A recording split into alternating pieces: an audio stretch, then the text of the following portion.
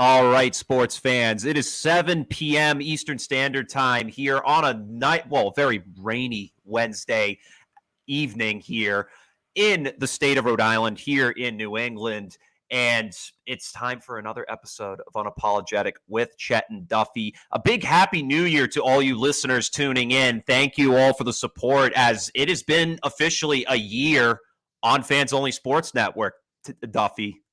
Yes, I was thinking about that. I didn't know what the exact date was. I knew it was sometime in early January. I remember it was last, I think, wild card weekend last year. So, I mean, we're on the cusp of it. About a year. I think this weekend will be a year. So yeah, that's pretty dope that we've been here for a year. Yeah. Been able to do this for a while now with my boy Chet, a couple of years now. Yeah. And nice that Fans Only's giving us a nice, secure platform to do it whenever we want. So exactly. And a big happy new year. Happy 2022 to everybody. We have ourselves, to kick off the new year, a special guest who's been on the show a couple times already. Mr. Bob Bevan here is on the show tonight. We're going to get some good football talk in tonight, aren't we, Bob? I think we are. Excited to be here. Of course I am. Nice to have you, Bob. My boy, Bob Beeve. All right, so thank you, Chet.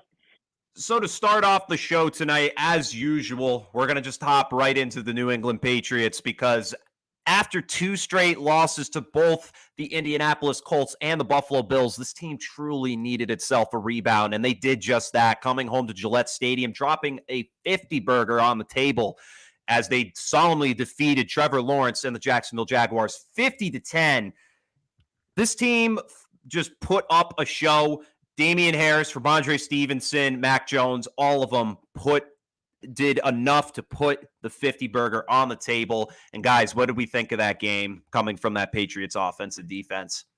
I mean, it really was just the perfect game by the Patriots, playing a 50-bomb in any NFL game, despite the opponent. Is definitely a successful week. Patriots 50 points, I think 31 or 28 or something at halftime. So you really see the Patriots didn't take their foot off the pedal in the second half. Kept getting points, covered the spread with a lot of comfort on Sunday. That 17-point favorites they were, and it was just a really satisfying game. From this Patriots team.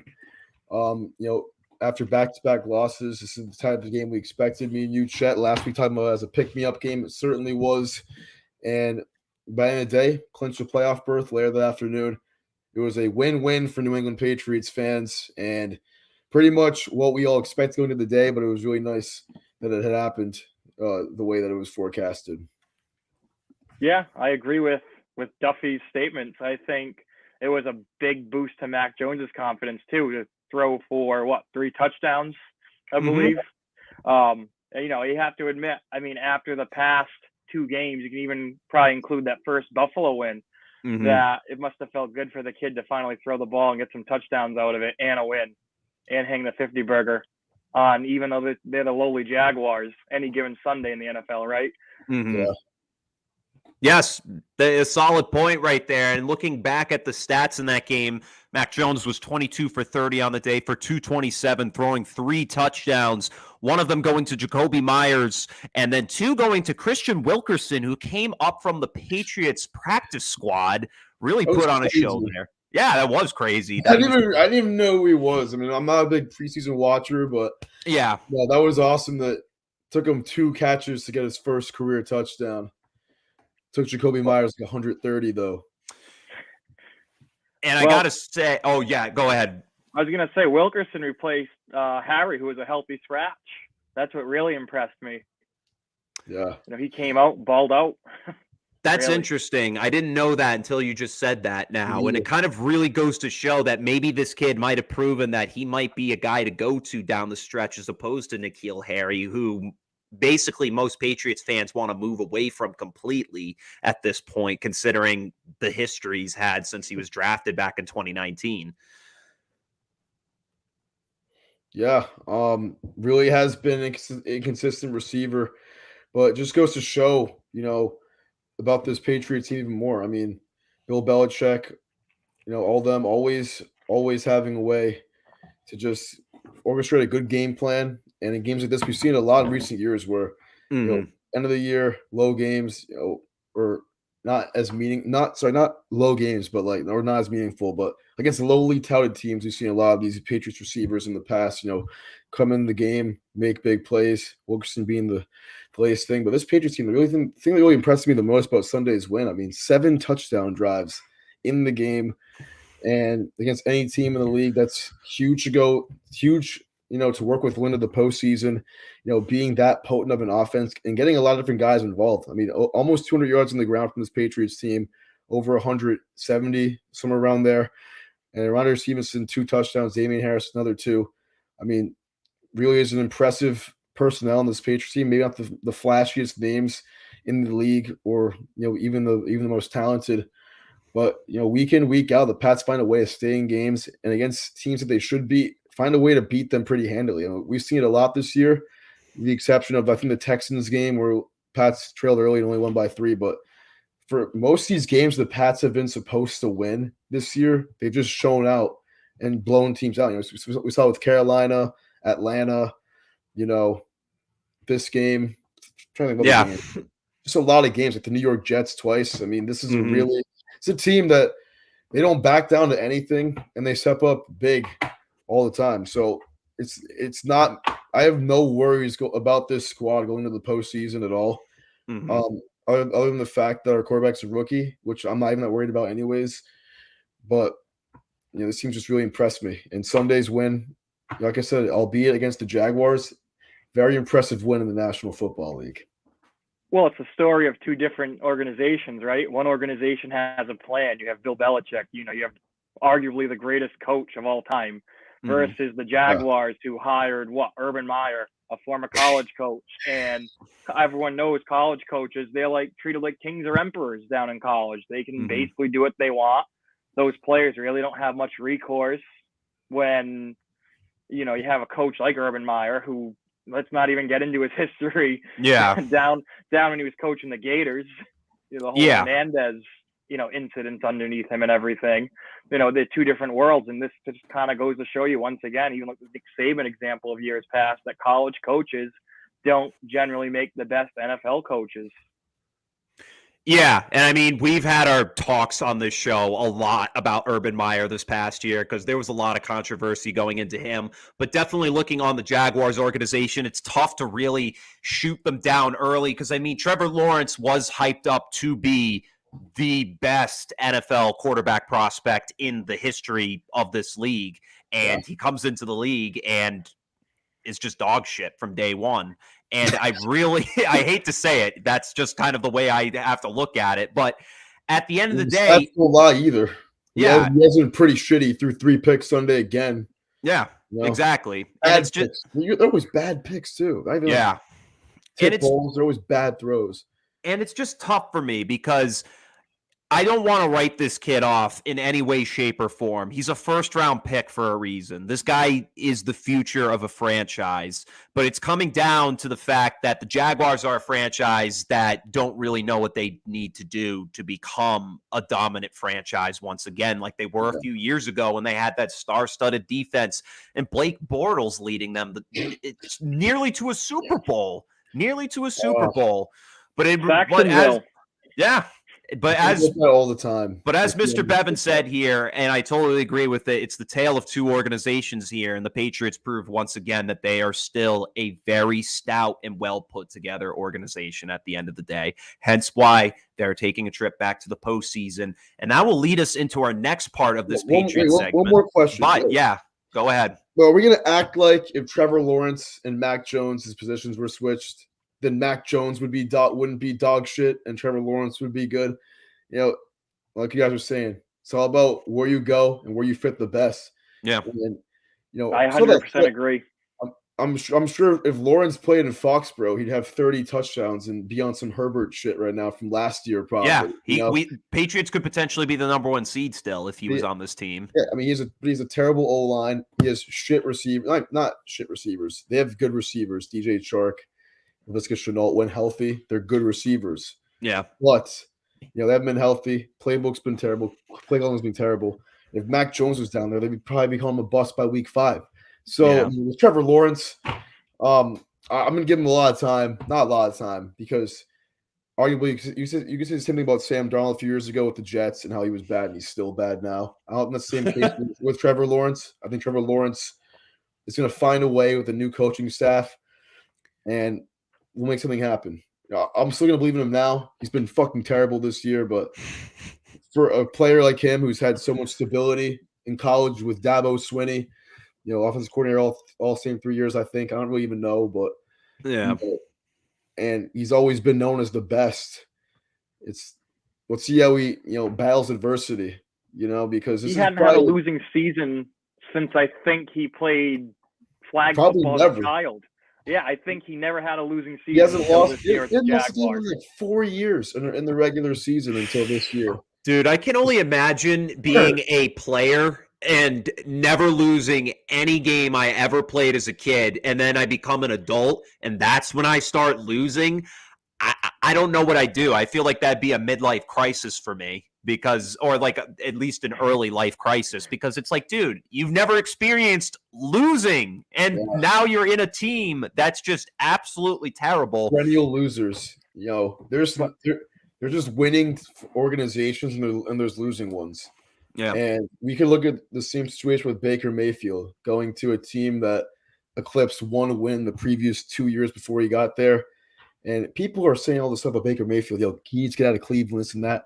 He's the best quarterback they've ever had in 20 years. It's true. He's been around there since. So, number one overall picks. Sorry, teams. And those who kind of like criticize him for staying there are kind of like blind to the fact where it's like, dude, he's been playing hurt all season. Like, he's getting shoulder surgery right now. Like, he won't be playing this week. So, and it's like his third or fourth different head coach in 4 years.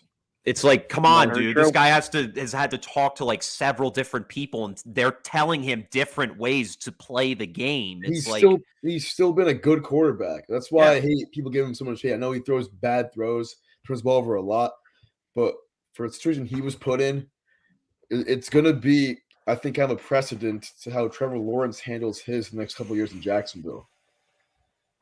Absolutely. I also want to add Peyton Manning, another number one overall pick. Back in his rookie season, Peyton Manning was not lighting the world on fire.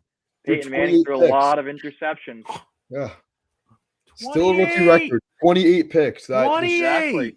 I just throw that in Madden, though, every time. I forgot about that stat, dude. And his brother has more interceptions in his career than touchdowns. So I guess they both have that record for that. He doesn't. It's close. There's definitely hope for Trevor Lawrence. I'm looking this up right now. If he did, dang it! All right, I was. I guess it was a different stat line. He has 366 touchdowns to 244 picks. That's a lot. A lot of picks. That's a lot of picks. He played 16 years in the league? Yeah, about 16. He was the class of 04? Yeah, 15 picks a season. That's one pick a game for 16 years. He's a pick animal, pick machine. Yeah, best way of putting it. And Trevor Lawrence was a pick machine on Sunday, but this Sunday we'll see if Tua Tagovailoa can join in on the fun as a pick machine for the New England Patriots.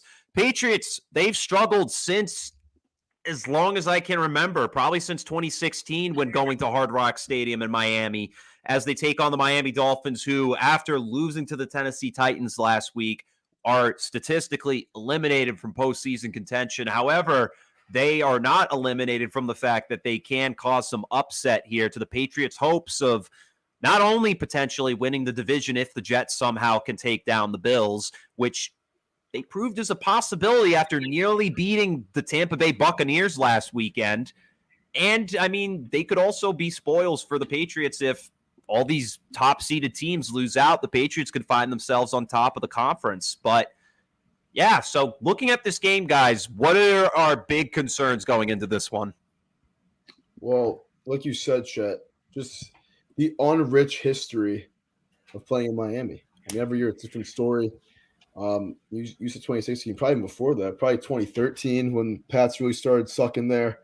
I remember that first game in this streak of Miami losses. It was that this game. I mean, I remember Brady was lighting it up most of the game. He throws a pick in the end zone with at the end of the game on the last drive against those Ryan Tannehill-led Dolphins.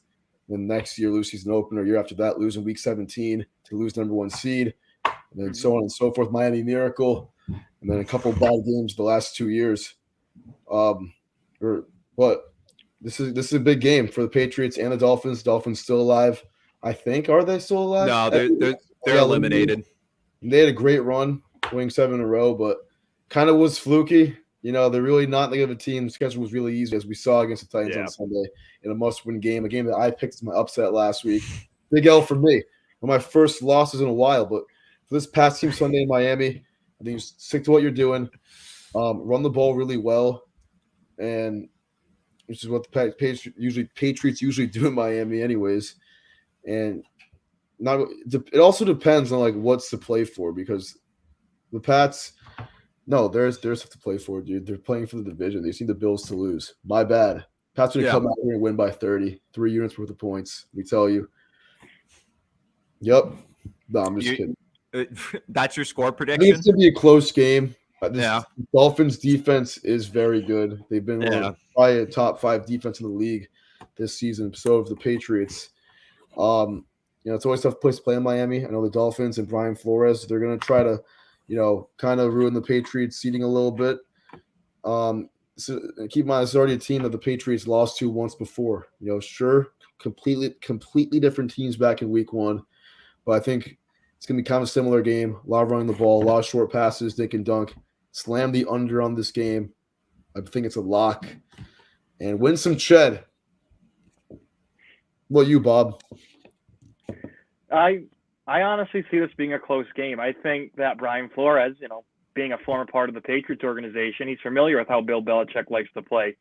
We could see that when they basically made the Patriots beat themselves back in week 1, right? If the Patriots won that game, you wouldn't have it coming down to this, right? You would already have the Patriots with, keeping everything else the same. They would have to win this game out. They would win the division. They wouldn't have to hope for the Jets beating the Bills.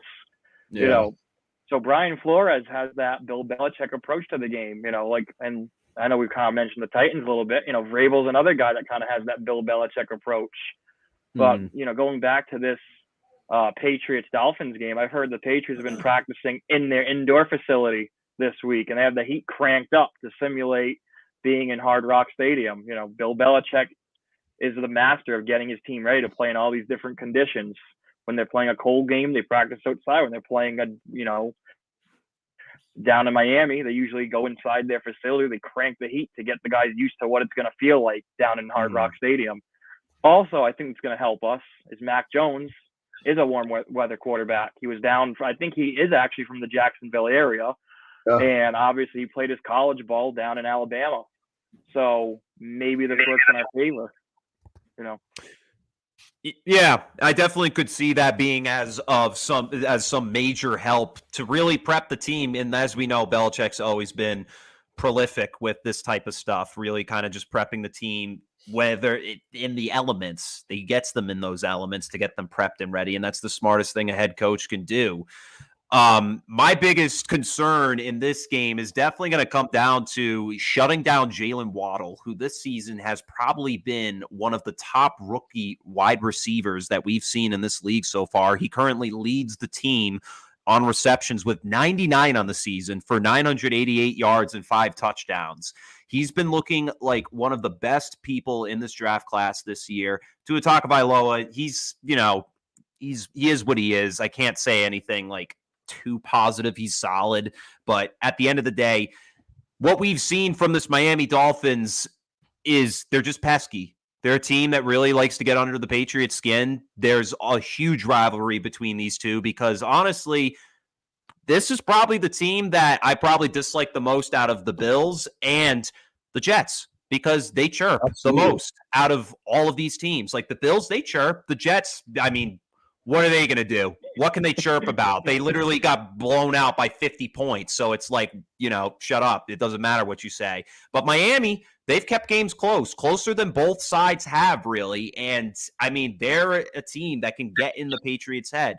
And when the Patriots sometimes have gotten down this season, teams have started chirping at them. This team has lost its focus. We saw it against the Colts, and then we did see it against the Bills when they were at home.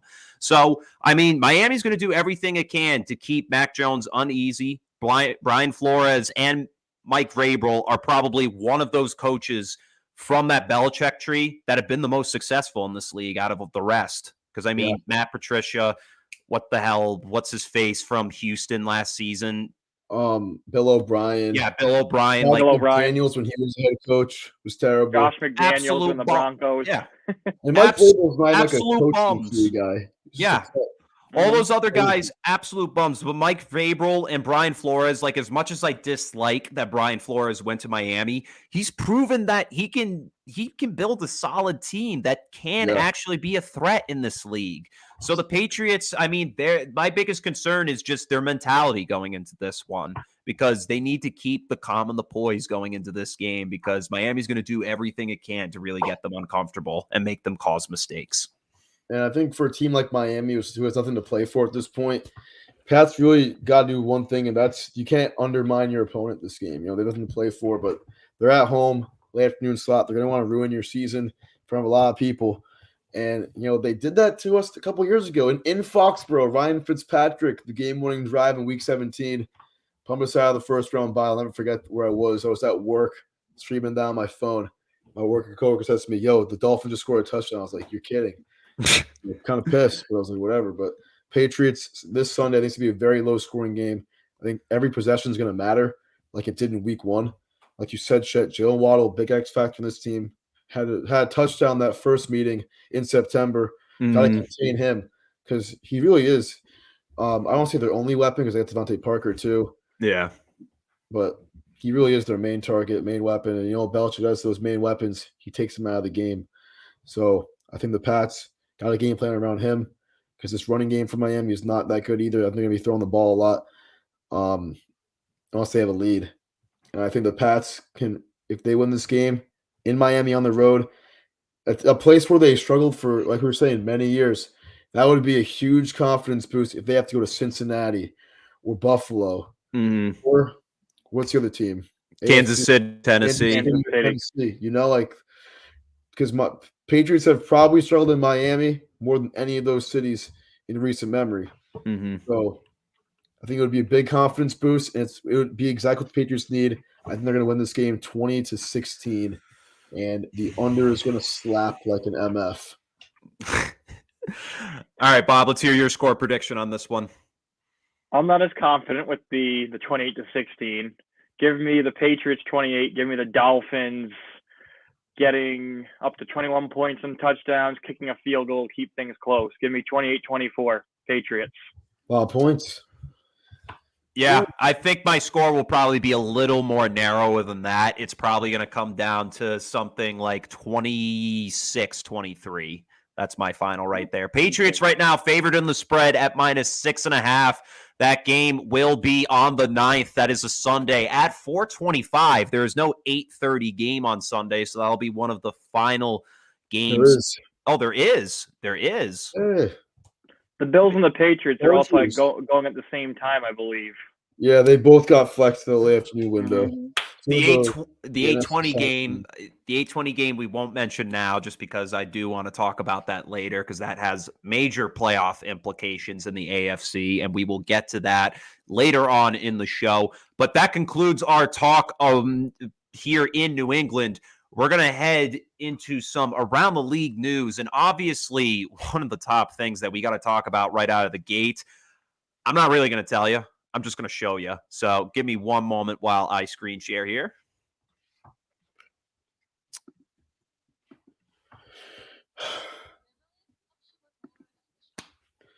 If this ad would just stop. Thank you. Oh, man. Yeah.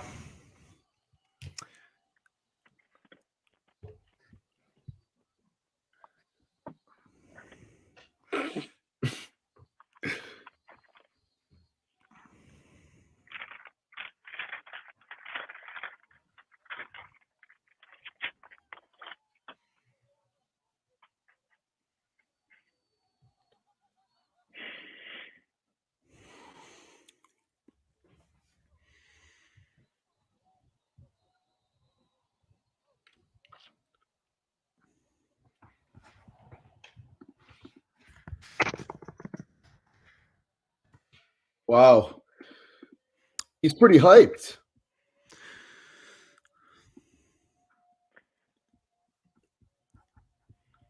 Now, most of you people know, obviously, who that is. That is obviously Antonio Brown. And on Sunday, in the middle of the third quarter, in that Tampa Bay Jets game, as you saw in the video, basically, Antonio Brown removed his jersey, took off his shirt and gloves, threw them into the stands, then proceeded to jump up and down in the end zone, give the peace sign, and then solemnly walk off the field. In a press conference later, after the game concluded and the Bucs were declared the victor, Bruce Arians came on air saying that Antonio Brown was no longer a Tampa Bay Buccaneer, and that's the story. I mean, we have more details, but guys, to kind of start off our thoughts really on that whole ordeal, because it was very shocking. It was kind of just like the cherry on top of 3 years worth of bullshit from Antonio Brown. I mean, it started about 3 years ago this time, with week 17 of 2018. Didn't want to play that possible playoff clinching game. Went to the Oakland Raiders, got kicked out of there, went to the Pats for a week.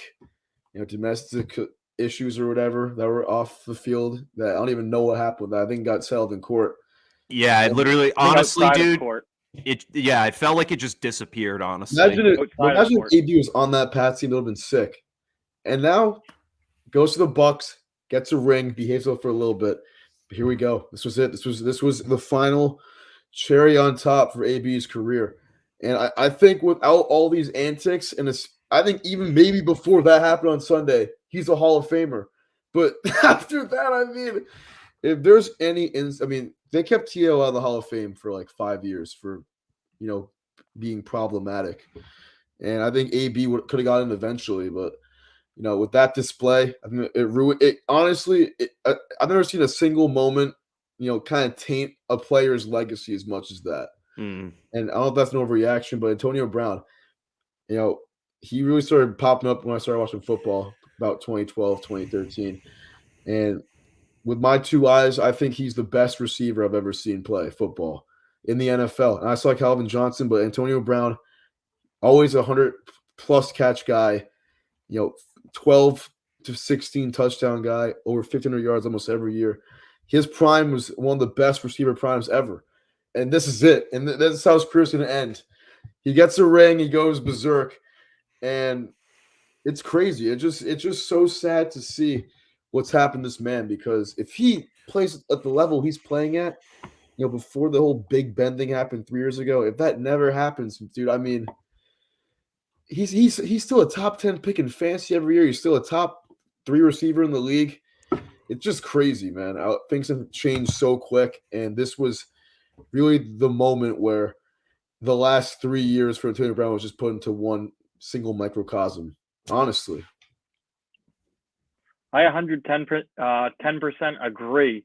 And it just gives me so much respect for Mike Tomlin, because he had That's a good both point. Antonio Brown and Le'Veon Bell in that same locker room. So you just got to think about that. But I want to go back to what you were saying, Duffy, about it being like, the last time we could see him. I believe that's true, but I don't know if the Buccaneers truly believe it's true. I think the Buccaneers don't want him anymore, but they still haven't released him. As of today, he is still a Buccaneer, Really? days after Bruce Arians, declared that Antonio Brown is no longer a Buccaneer. I think it's either my caption, dude. I put he's been released. I didn't fact check it. I thought it was already done. Yeah, because I went on Wikipedia and noticed that it still said Antonio Brown, Tampa Bay Buccaneers, number 81 or whatever. As of today, he's still on the roster. So I don't know if there's two schools of thought. Some people seem to think that, there's some credibility behind his injury that he's been complaining about, his camp. Via Rich Stroud, who's like a beat reporter for the Buccaneers, that AB's friends were worried about his pain, and he visited a top surgeon who was outside of the Buccaneers organization, and he confirmed, along with an MRI, that the injury was indeed serious. However, you kind of can poke holes in this theory when you look at his performance a week before down in, Carolina. He went for, he went off against Carolina. How can a man that has a bad ankle do all this? My school of thought is, I think this is a CTE related, issue. I think that some kind of falling out happened on the sideline. I'm not exactly sure why he didn't want to go back in, but I think the Bucs are holding on to him because they worry that another team could still pick up Antonio Brown. You've got to think, this man's been giving how many chances after each incident? After he makes a stink and gets released from the Steelers, he goes over to the Raiders. From the Raiders, he goes to the Patriots. From the Patriots, yes, it took some time, but he finally went over to the Buccaneers. Now, if they were to release him, a team could pick him up still. A contender could pick him up. Green Bay could go after him on a prove-it deal. Maybe Kansas City goes after him. Part of me thinks the Buccaneers are being smart and not releasing him right away to prevent another contender from grabbing him. Another contender from just saying, Antonio Brown, don't implode this whole thing. Within a couple of weeks, you can win ring number 2 if you just keep your mouth shut. I don't know how much credence it is. That's just my thought, why the front office is playing this game, keeping him on the roster. That's a very good point.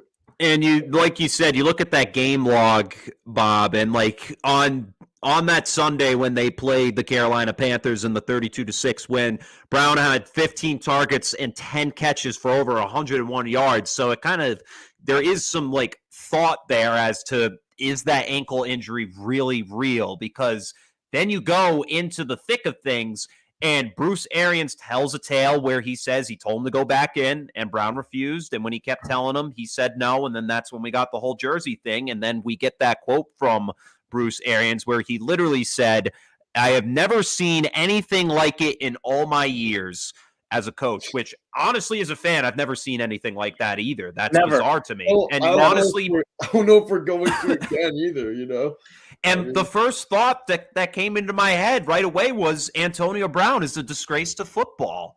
And it's really tough to say, because then you get the things in the media where, not just the media, but then you have to think back to all the way back to when he got that hit from Vontaze Burfict in the wild card round. Yeah, I believe so. Yep. Yeah. 2015.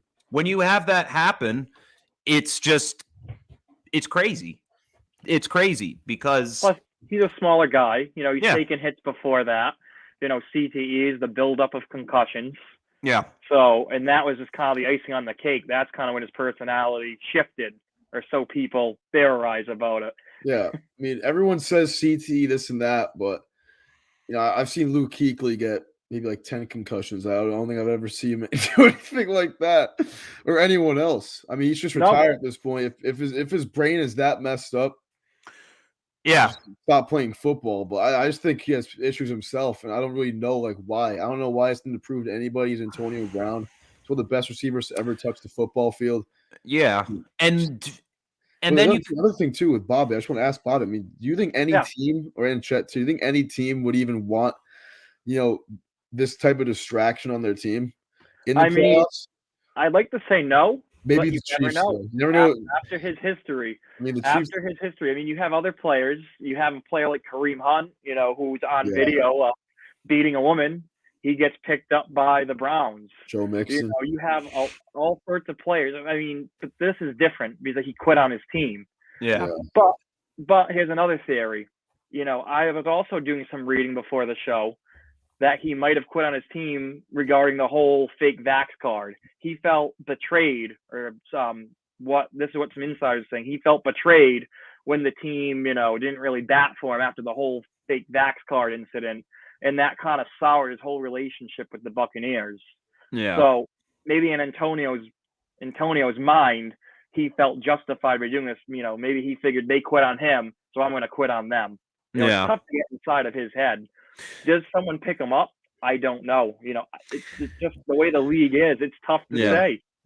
Because then he immediately after the game, he puts up like an ad on his Instagram of him and then puts out the rap video. And then when he kind of gives his 2 cents. I didn't see that yet, dude. And then when he rap, was it funny? He went courtside. over in New York. He was courtside at a basketball game later Yeah. that night or Oh yesterday night, yeah, I I did believe. see that. Did you Yeah, guys see, you guys remember when he went live on Facebook like 5 years ago after their playoff game? I think so. I'm not sure. But like Maybe The it Gremlin. was Le'Veon Bell actually. I think dude, it was that's AB. what I'm talking about. Like when he said he left football, he was like, "Cause I'm like mad gremlin," and I'm like, "Bro, what are you talking The about?" Mad Gremlin. That might be the last we see of him on a football field. I'm Yeah. not sure. I can't confidently say so. You never know what a desperate team's going to do. Yeah. Yeah. You never know. And I mean, you kind of look back at like the history of this guy, because what happened when he got traded to Oakland was, as you guys said earlier, Pittsburgh got tired of him, because for the longest time we had seen Antonio Brown as this quiet wide receiver that really just went out there, played the game, did his job, and just got tons of yards. This was a guy who was drafted in the 6th round that nobody thought would flourish at the time. And he became easily the best wide receiver in football.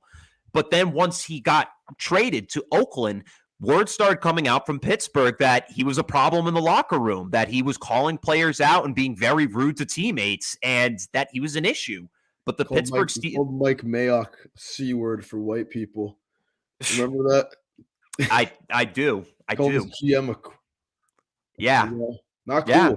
Can't No. do I also that, don't man. think You Big just can't Ben's do any it. saint, though. You know, I know he had issues with Big Ben towards the end. And I don't, Big Ben has his own problems I don't really want to get into on this show. Yeah, that's a tale for another time. That's just our Deshaun Watson segment. We do that weekly, so we always talk about that type of stuff. Yeah. But yeah, I mean, this is just a very difficult situation. It's kind of just been coming down to he said, she said type stuff at this point. We probably won't know the true tale of what happened to Antonio Brown until probably once the Super Bowl is concluded, and once investigation probably actually happens, people start prowling around. Eventually someone's going to find out and dig up dirt. But as of right now, in terms of the stance of where Antonio Brown is, sure, he's still on the roster, but at this point, if he's ever truly released, this will truly be the biggest and greatest fall from grace we've ever seen, and the most tragic figure that we have probably ever seen in football.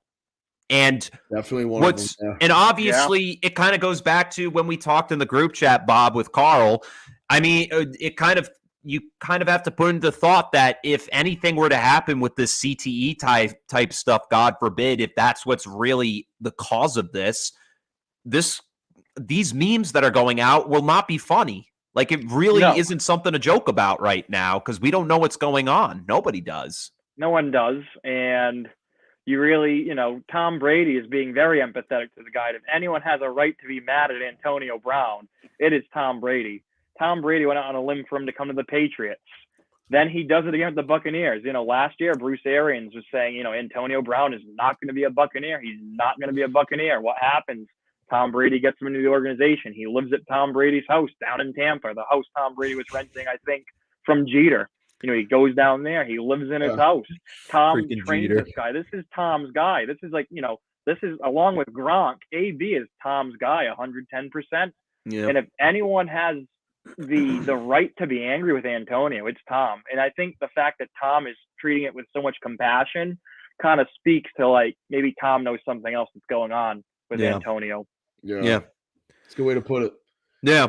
Well, to conclude this segment, we hope the best for Antonio Brown. We hope that it's nothing too serious. And obviously, as more news comes out on this, we will be discussing it here on the show. So obviously, tune in every Wednesday at 7 p.m. for more information. But obviously, we don't have any right now. But mental health is no joke. And if that's what this is, we really hope he gets the best help he can get. And amen, basically. Moving on to our final segment of kind of talking about players here. We're going to talk a little bit about Derrick Henry, because he's finally back to practice today, officially back at practice, and he's been a huge piece to the success of the Tennessee Titans throughout the years. He was on pace to nearly break probably most of the major records, from Adrian Peterson's rushing title to maybe even LaDainian Tomlinson's touchdown record, single season touchdown record. There was a lot that Derrick Henry could have done. Hence, he had an early foot surgery that caused him to miss the rest of the regular season. However, there's potential, they're saying, for him to come right back in the postseason. And the way the Titans are kind of poised right now, they are sitting on top as the number 1 seed in the AFC, and they could have their franchise back for the playoffs. Yeah, this is huge news for the Titans, especially for this Sunday in Houston, Week 18. If he's active, I think he's on limited snap count because you don't want to get him more hurt before the playoffs. Give him 2 weeks to rest before the game, but if they're down the game a little bit. Remember, this is a Texans team that Derrick Henry ran for 200 yards against twice last year. So, I mean, if they need him to play Sunday, I think he's gonna. I think he's gonna come up big. I put he return to practice Thursday. I forgot today is Wednesday, my dude. Happy Hump Day, boys. But, happy Hump Day, of course. Like you said, Chet, he had 937 yards before getting injured, on pace for back-to-back 2,000-yard years. With this 18-game season, that would have been totally, attainable for him to do. So definitely the biggest X factor on the team, the biggest X factor in any offense in the league, in my opinion, because there's no offense that looks more different without a single player than this guy. So he comes back, to a team that somehow, some way secured the number 1 seed through all that, beating some tough opponents throughout the way. But losing to a Houston team that they're playing this Sunday, I think if they need him, he's going to be there. But they're not going to overuse him on Sunday if he's even active, because they want to get him some rest. And with the first round bye on the line, which I think they should clinch against this, pretty bad Texans team, still only a 4-12 team on the year, then I think the Titans, 2 wins away from a Super Bowl at that point, it's very, very doable if they get number 22 back in good enough form. Yeah, I have to agree. I mean, what Derrick Henry can do is just so impressive. You watch him run. I mean, he's like an angry rhinoceros coming out of the backfield. That's the best way I can describe him. I mean, you see, defensive backs, they're bouncing off of him. But you need 2 or 3 guys to bring the guy down. He drags a pile with him. He is just, he's the most explosive player, on that offense. Plus, when that team's fully healthy, you get bored of running Derrick Henry. Tannehill, who's not the greatest quarterback, he plays some pitch and catch with, A.J. Brown, or he plays some pitch and catch with Julio Jones. That team is a dangerous team when they're fully healthy, and especially when they have Derrick Henry back. Yeah. And I mean, he's really a ball shot out of a cannon in every way, shape, and form. We've seen him break unbelievable tackles, drag piles with him just to get the ball for a first down or even just a touchdown as it is. It's like this guy is what you want from a running back, and he's really what defines the Tennessee Titans these past few years. So, I mean, getting Derrick Henry back would be huge because you look at the statistics of what he's posted in his career. 2016 and 2017, he didn't break the 1,000-yard mark until 2018. He was shadowing DeMarco Murray for a while, believe it or not. And then in 2019, I forgot about that, dude. I forgot that myself. Yeah, DeMarco Murray, Derrick Henry backfield. Totally and that was from my memory. And what's kind of interesting is DeMarco Murray in his final season as a Titan broke the rushing title had the rushing title for the AFC, if you remember, back a few years ago before he retired.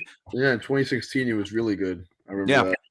So Derrick Henry, after that, over 1,500 yards, 16 touchdowns. But in the 2018 year where he did break 1,000 yards, had 12. And then he broke his record, his career high of 16 to get 17 and rushed for 2,000 yards.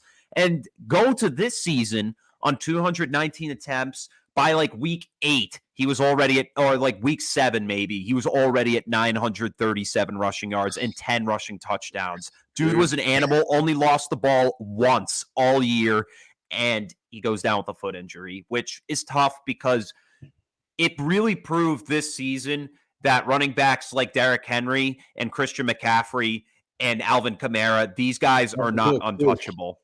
Yeah, they really are not untouchable, and it's sad because you get historic seasons taken away from you like this. But I mean, this will put the Tennessee Titans in a very good spot because if this team gets the number 1 seed, I could really see them punching a ticket to the Super Bowl this year. That's kind of my prediction right there. Seeing Derrick Henry come back. When this guy's healthy, this team is healthy. That's kind of my thought on the whole process with this. If they get him back, I would say they're probably my runaway favorite at the moment for a Super Bowl. And if they get him back with home field advantage, because chances are if they win divisional round, they're probably going to be playing the Chiefs in the AFC Championship game. So I think if they play them at home, a team that they already beat 27-3, I think Henry did play that game early on in the season. He did. But I mean, I would pick the Titans in that game probably. With Derrick Henry against a Chiefs team who their only 2 playoff losses the last few years have been against Tom Brady. But in those games, we've seen them those teams run the ball against the Chiefs very well, especially in the AFC Championship game a few years ago. Chiefs' run defense has always been kind of iffy. And Derrick Henry, if there's any guy who can expose that, it's him. And this is the best their defense has been in a few years, albeit they held them to, I think, only 70 yards back in week 7 or something like that. I think it was his worst game of the season, rushing-wise. But, at home, different environment in the Music City. Derrick Henry, they really could be seeing their first Super Bowl appearance in 22 years with this man back and with home field advantage. That's right. They haven't been to the Super Bowl since they played the Rams. I forgot about that. Yeah, I went to go see the Kurt Warner movie last week. Saw it on New Year's Day. It was good, but it was kind of mid. It looks like a B movie, honestly. Not that it was mid, but it was a good movie because they went over his whole life and stuff and his story. But is it a documentary or is it like a reenactment? It's like a docudrama. It's Zach Levi as Kurt Warner. Yeah. Zach Levi? Yeah. He voices Alvin and Alvin and the Chipmunks. Some stuff probably doctored in it. Oh, yeah. Make it look dramatic. Yeah, but they just didn't really do his NFL career too much, and I was kind of pissed. And what's crazy about that Super Bowl is, remember the Titans were literally a yard away? Yeah. A yard away from winning the game? That's unbelievable. I mean, I don't remember the game. It was about 11 months before I was born. Yeah. You were like 2 or 3. No. So. Yeah. Oh, yeah. I totally remember that. Yeah. I was just my 2-year-old self sitting in front of the TV, just absorbing that Super Bowl. Oh, God. Yeah. I bet I can even remember the Baltimore Ravens Giants game. Oh, yeah. Yeah. That's even older. So you remember Vinatieri hitting that kick? I was like a year old. It was sick. I was the like, greatest show on turf goes down. I was like, bro, Tom Brady's getting that drip. Dude, this guy Tom Brady is going to be the best quarterback I've ever seen. But keeping it grounded with Derrick Henry, getting it back to Derrick Henry. Yeah, this guy, he's going to bring a lot to the table. And that really pushes us into the playoff segment now, where if the Tennessee Titans defeat the Houston Texans, this is going to be a big game, though, because if you remember, Houston came into Tennessee a few weeks ago and managed to blow out the Titans. Now, this game's coming to Reliant Stadium in Houston, Texas. This is a chance for Houston to be who they've been these past few weeks. Because honestly, the Houston Texans this season are better without Deshaun Watson, which is crazy. It doesn't even make sense. Davis Mills looks incredible these past few weeks. He already won as many games this year as last year. If the Tennessee Titans win this week, they will clinch home field advantage and a first-round bye throughout the playoffs. They will not have to play wild card weekend. So there's a lot on the line for this team. So they need to win. It's win, and you've got it. You can sit back and relax for a week, and that would help Derrick Henry really get healthy. And one of the biggest playoff scenarios, I have to say, in the AFC, which we were going to get to, is between the Las Vegas Raiders and the Los Angeles Chargers. Yeah, we're going to get into it right now, baby. Cool. As of right now, the Raiders, with their win over the Indianapolis Colts, caused the Colts to fall to the 6th seed, and the Raiders are currently sitting at the 7th. Los Angeles is currently sitting there as the 8th seed. They have a chance to get in if they win against Las Vegas in Las Vegas on Sunday night. Whoever wins this game is in the postseason. whoever wins is automatically eliminated from contention. So, I mean, guys, what are your thoughts on this playoff game? Because honestly, it could be two different stories going into this postseason. I mean, first Give of me all, the Chargers. yeah. I mean, I think with everything on the line, I know it's in Vegas, but right now I'm thinking Chargers. This is definitely, this is a really tough game for me to pick. It's tougher than it should be. The Chargers have the better quarterback. I couldn't even bet on it. He's worlds better. He's worlds than better, Carr. yes, but like, we've seen the Chargers charger. They're a verb, adjective, and noun. True. The Very last true. 2 years. Yeah. I mean, we've seen them lose. I remember they were losing games in unimaginable ways, week in and week out. Like the game I locked this week. They literally 2 weeks ago they got blown out by Houston. They've lost some games they should win. They shouldn't even be in the spot right now. But no, the Raiders beating the Colts Sunday was great for the NFL. Now they have a Sunday night game to put into prime time this week in that brand new shiny Allegiant Stadium.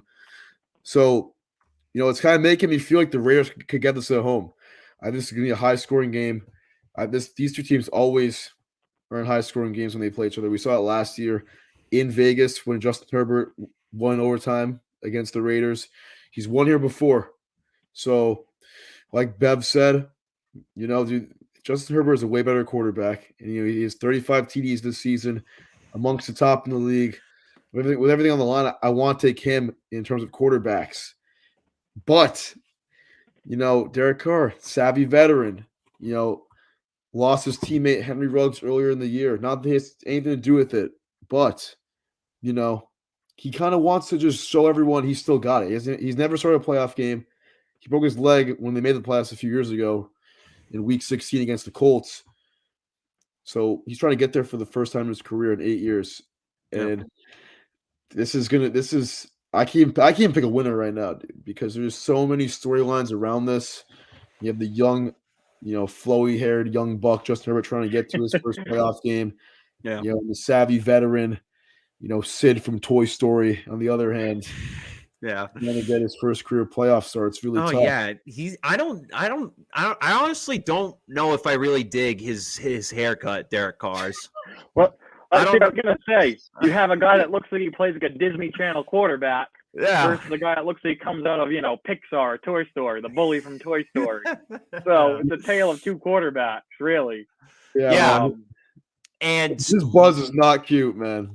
Looking at the receivers' numbers between Hunter Renfrow and Keenan Allen, I was kind of shocked to see how similar they were, because you look at the game, Keenan Allen right now has 100 receptions on the year for 1,086 yards and 6 touchdowns. But then you look at Hunter Renfrow with 99 catches for 1,025 yards and 7 touchdowns on the year. It really is kind of crazy how both of these receivers line up so similarly. In terms of tailback, Austin Eckler has more rushing touchdowns than Josh Jacobs, yet Josh Jacobs wasn't too healthy this season. They had to go to Kenyon Drake.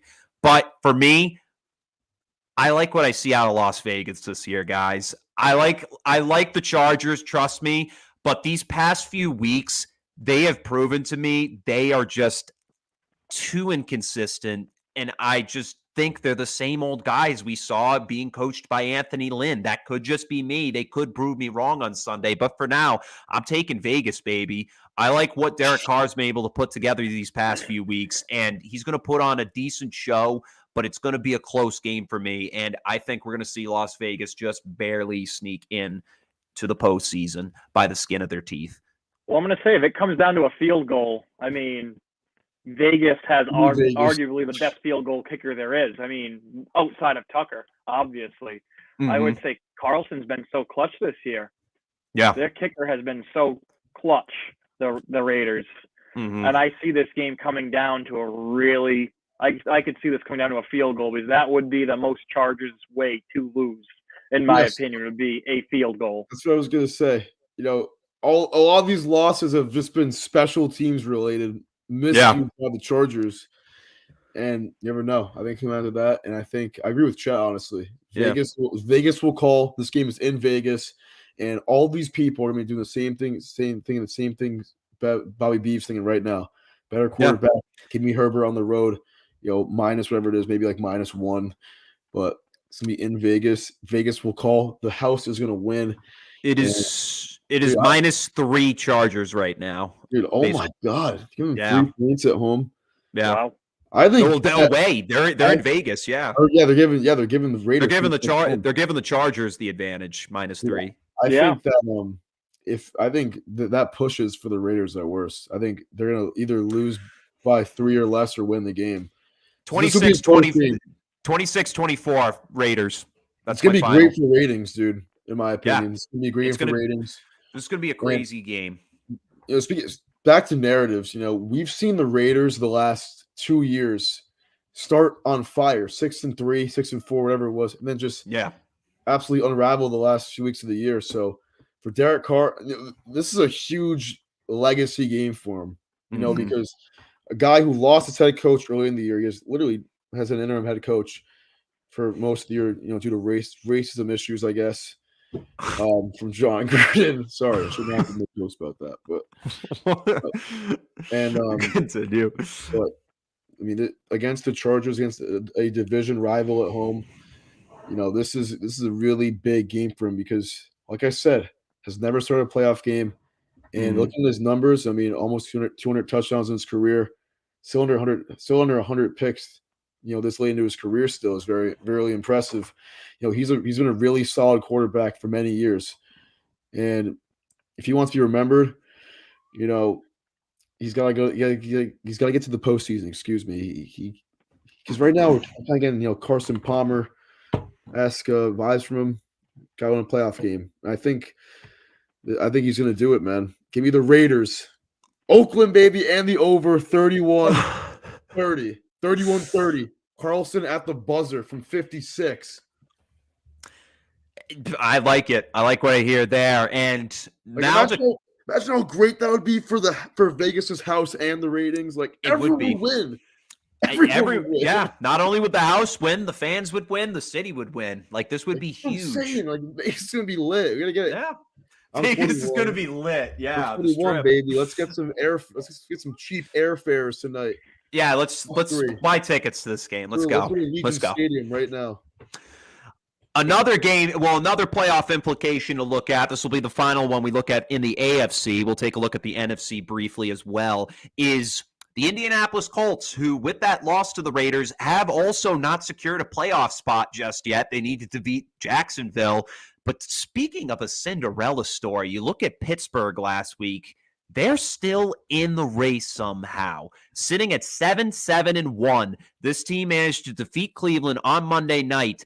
Big Ben's last performance in Heinz Field, an emotional game to see him kind of tear up at the end of things. But they're not done yet because as of right now, they could still clinch a playoff berth. And based on what the scenarios is, sitting at 8-7-1 now, Pittsburgh needs to beat Baltimore this Sunday at 1 p.m., but they also need the Indianapolis Colts to lose to the Jaguars, which is a possibility because the Colts haven't won in Jacksonville since 2015.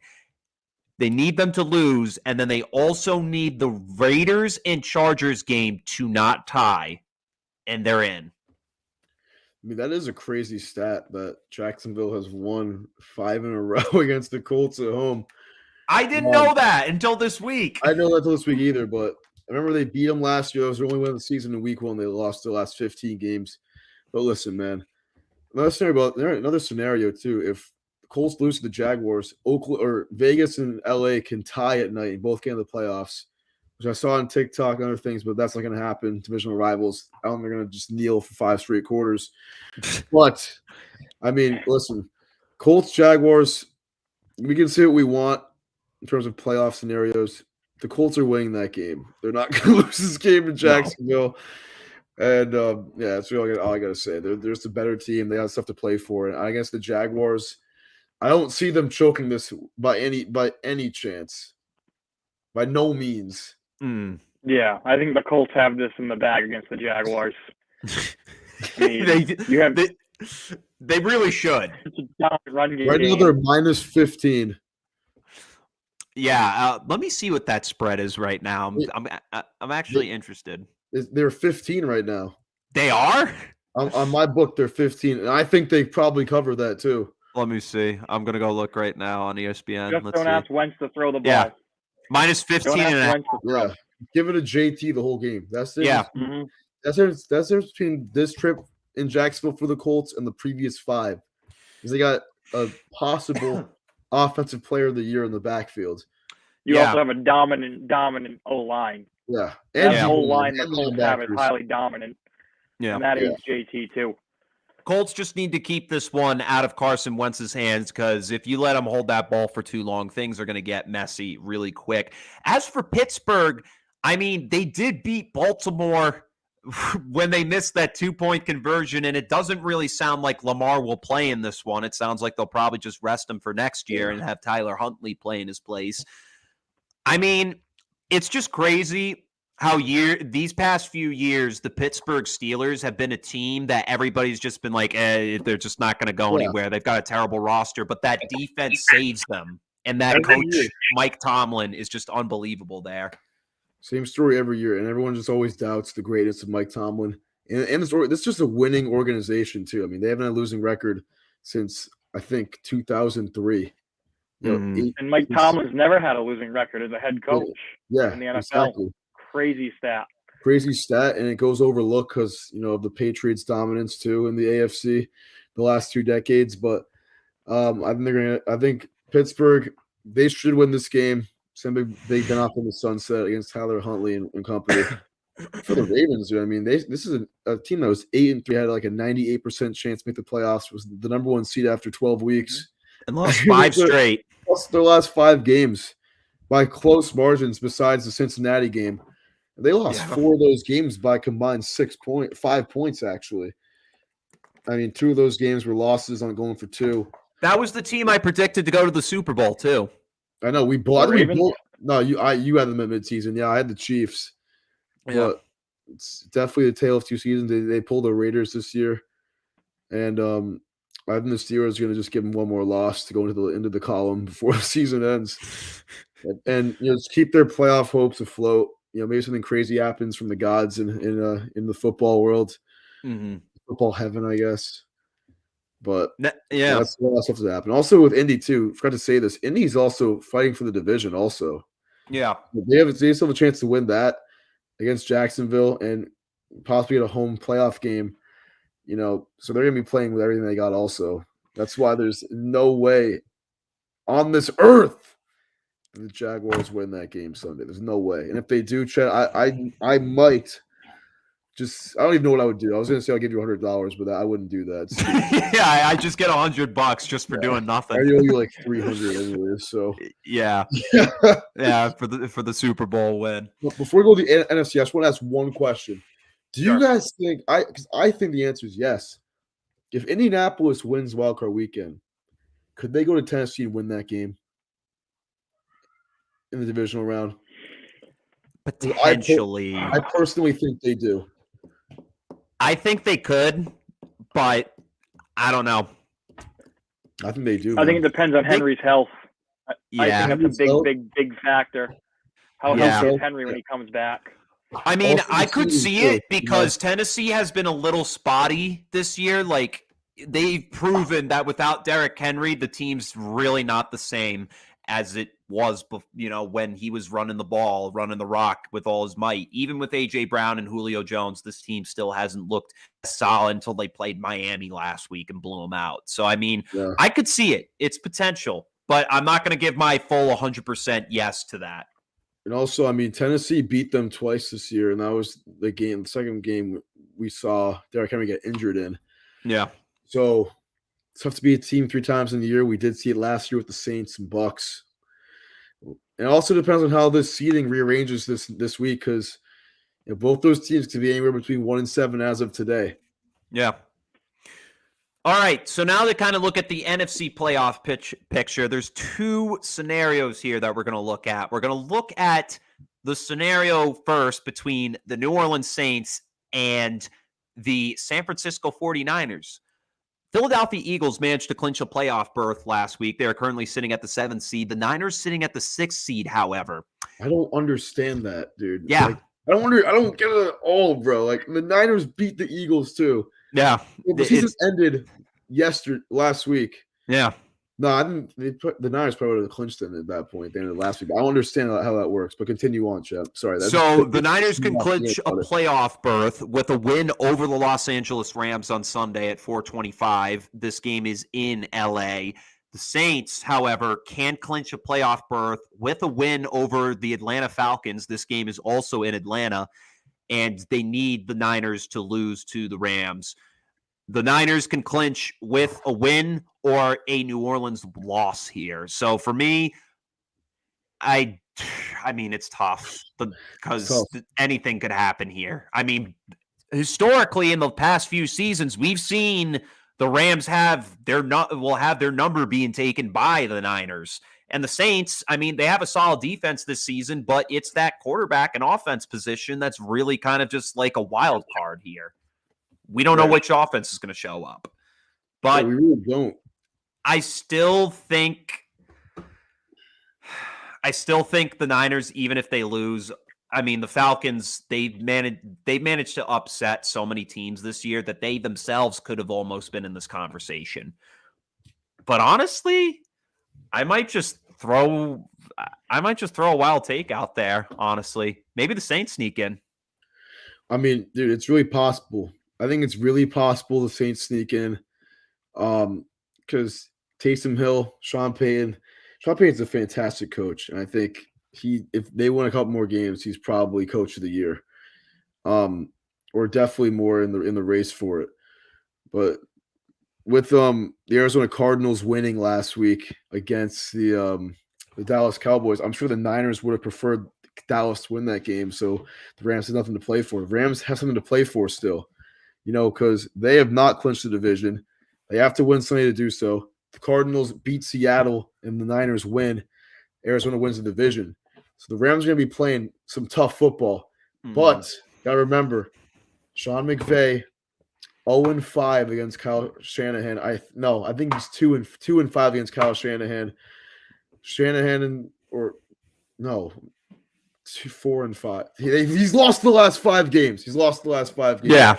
Hasn't beat him since 2018. The year the Niners won the Super Bowl, they've beat him every time since. They're 5-0 since. So, you can look at that trend. Shanahan might have McVay's number coaching-wise and might get the win on Sunday. But at the end of the day, I mean, this could be a Sean McVay and Rams revenge game. This is a very, very, very good Rams offense that is just trying to staple themselves in that elite tier in the NFC, trying to get the number 2 seed, which they're currently locked into right now. The difference between 2 and 3 and 4 in this new playoff bracket is, it's big. You want to have as many home playoff games as you can get because there's only one playoff seed, one that gets the first round bye. And honestly, Chet, I'm kind of feeling that Saints sneaking in prediction because I love my boy Will Reyes, big Niners fan, but listen, man, I think the Rams, they might ruin their season on Sunday. Yeah, because they want that. Yeah, go for it. I'm going to play opposite here. I'm going to say the Rams, I feel like they're slightly overrated with the way Stafford's play has been as of late. I think it's tough to keep winning games when your quarterback's throwing multiple interceptions and you have multiple turnovers. I think it's a valid argument. The 49ers are one of those sneaky teams that could manage to squeeze by the Rams, because the Saints need both to win and the Niners to lose. I could see the Niners squeezing by the Rams just with the way Stafford's been playing. He's gone off 2 times, right? The past 2 weeks, he's thrown multiple picks. There's only so many times you can do that and keep winning, I believe. Yeah. Maybe that's a conservative approach to football, being a New England Patriot fan, being used to, Belichick's method. But I just think Stafford's going to end up hurting them. I feel like instead of being that final piece they really needed, he's kind of been inconsistent and almost a liability at times. Yeah, and he threw a pick 6 last week, 4th of the season. He's thrown a pick. He's thrown 6 picks in the last 3 games. So that's a good point. I mean, he has been playing really consistent. And the first time we saw them play the Niners, threw a pick 6 on Monday Night Football, played probably his worst game of the year without a doubt. And honestly, man, I think I'm back on the Niners train. Not even because of Bob specifically, but It's just Man, tough to believe in honestly, Stafford I'm as just of on the late. fucking that Stafford train, dude. Because I remember they played Green Bay a few weeks ago, and all my boys were like, "Yo, take the Rams -1 on the road." I'm like, "Why would I take Matt Stafford in Green Bay in the Yeah. cold? Over When has Aaron that Rodgers. ever worked the last 10 years?" And they're like, "Oh, Vegas." I'm like, "Dude, stop thinking about the analytics. Think about what you know about football. It's Matt Stafford in the postseason." Yeah. But hey, they'll be inside in LA. Nice. He's a dome quarterback. He always has been, always will be. Yep. And but with the division on the line, this is gonna be a tough game, man. NFC West is probably the single most eye-popping spectacle to look at this weekend in terms of divisions because they have the most on the line, without a doubt. Yeah. And I Even like think the Seattle, too, Cardinals are because more dangerous than the 5th seed, really. yeah, People they were at one point the number one team in the whole NFL in the power rankings. They had a couple slip ups. They didn't have Murray for a little bit, but I think the Cards going in the playoffs could be very, very dangerous. They did prove that to us on Sunday with that 25-22 victory over the Dallas Cowboys, and kind of touching on playoff implications for them. The Cardinals do play the Seattle Seahawks this Sunday. This is going to be in Arizona, and both these games, Los Angeles and San Francisco, will be played at 4:25. The Rams and the Cardinals each have the home field advantage. However, we know from the history between Shanahan and McVay that Shanahan prevails. And if that happens, if the Rams lose to the Niners and the Cardinals beat the Seahawks, the Cardinals could potentially hoist a division title as a result. Yeah, so everything's on the line for both these teams. And I agree with Bobby B, honestly. I mean, this is a team that started 7-0 on the year, the Arizona Cardinals. People forget how good they were the first half of the season.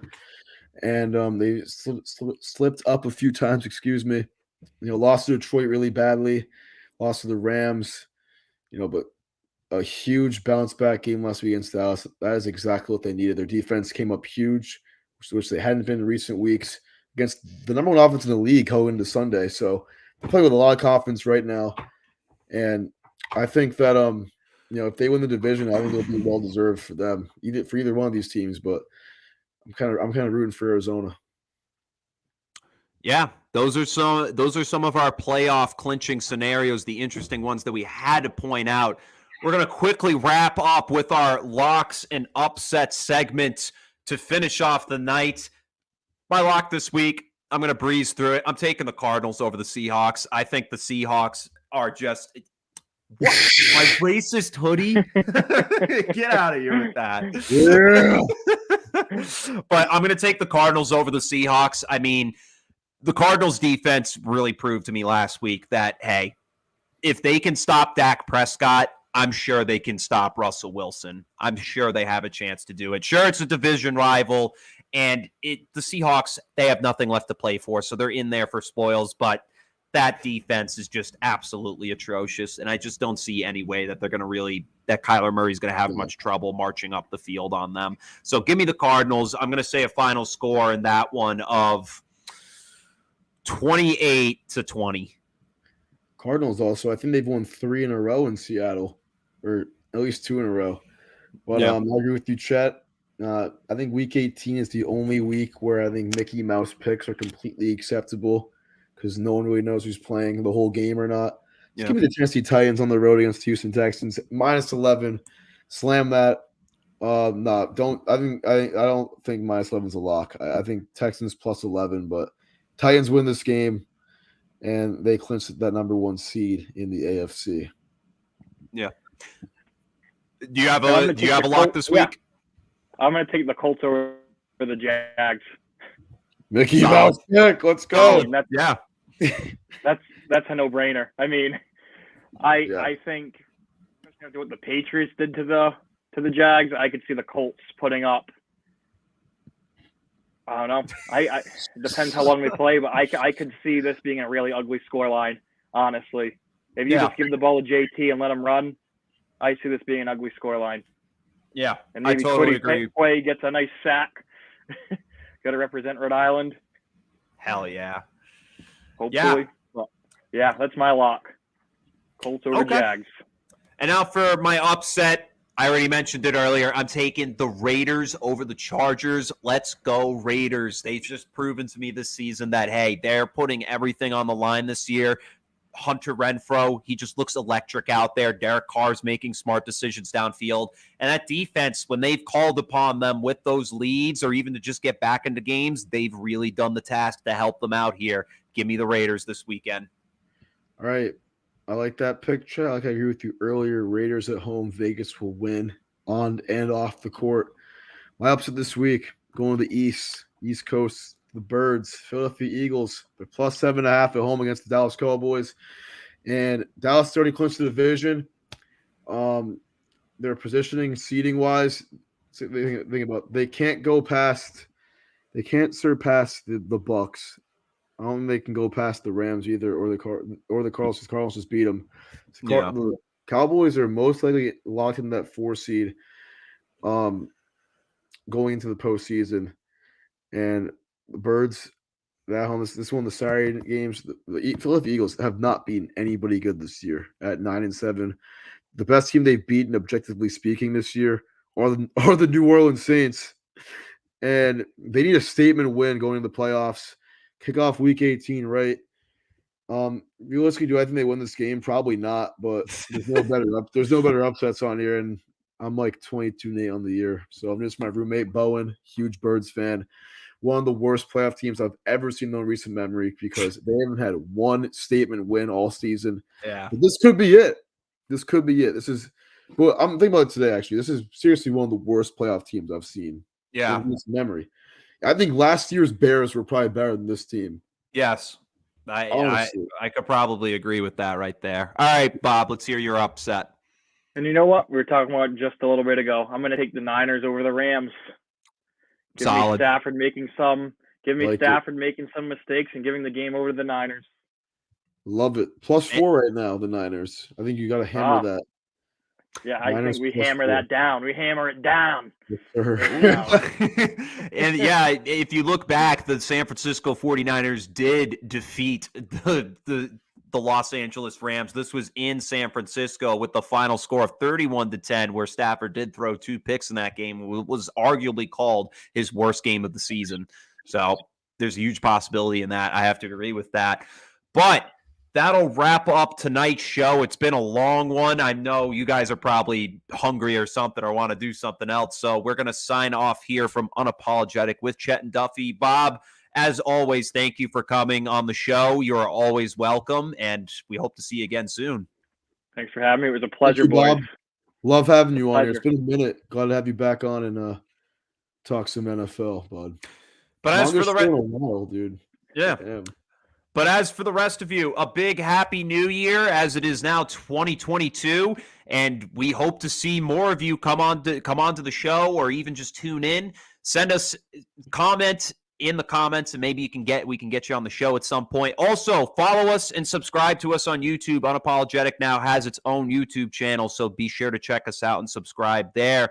But until next time, this is Chet and Duffy signing off, and we will catch you all on the flip side. And go Pats, as usual. Peace.